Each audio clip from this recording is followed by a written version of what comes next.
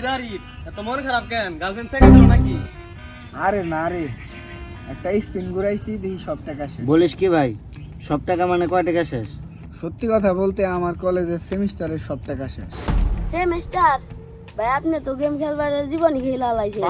আরিফ তুই তো এখন গার্লফ্রেন্ড কল দিলেও কস স্পিন করাইতাছি, ব্যস্ত আছি।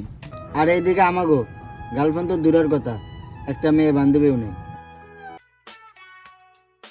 কিন্তু ভাই আমি আমার সেমিস্টারের টাকা কই পাবো? ভাই জানোস, আগে পড়াশোনা গার্লফ্রেন্ড নিয়ে ব্যস্ত থাকতাম, আর এখন এই জুয়ার অ্যাপে পড়ে থাকি। লাভ তো দূরের কথা, যত লস হইছে ওইগুলা উঠাইতেই পারতাছি না। চিন্তায় রাতে ঘুম হয় না, মন মেজাজ খারাপ থাকে। এইসবের কারণে পরিবারের সাথে গার্লফ্রেন্ডের সাথে সম্পর্ক খারাপ হয়ে যাইতেছে। আরিফ এইসব গেম বানানো ওই মানুষকে বলদ বানানোর জন্য। প্রথমে ওরাই জিতায়, যখন মানুষের লোভ বেড়ে যায় তখন ওরা পিছন মেরে দেয়। সহমত ভাই। 100% না হলেও 95% ইফেক্ট। তারা চায় তুই গেমে ঢুক, রিসার্চ কর আর মারা খা। সহমত ভাই। ঠিক কইছস ভাই, আমি এখন এই গেমটা রিলেট করে দিতেছি। এটা সঠিক সিদ্ধান্ত। আমার এক বড় ভাই এতটাই অনলাইন জুয়ায় আসক্ত হয়েছিল যে তার নিজের আম্মুর গয়না বিক্রি করে দিছে। শেষ ভাই, রিলেট করে দিছি। তোর তো ভাই গার্লফ্রেন্ড আছে, তুই জুয়া খেলাস কেন নিকে? সহমত ভাই।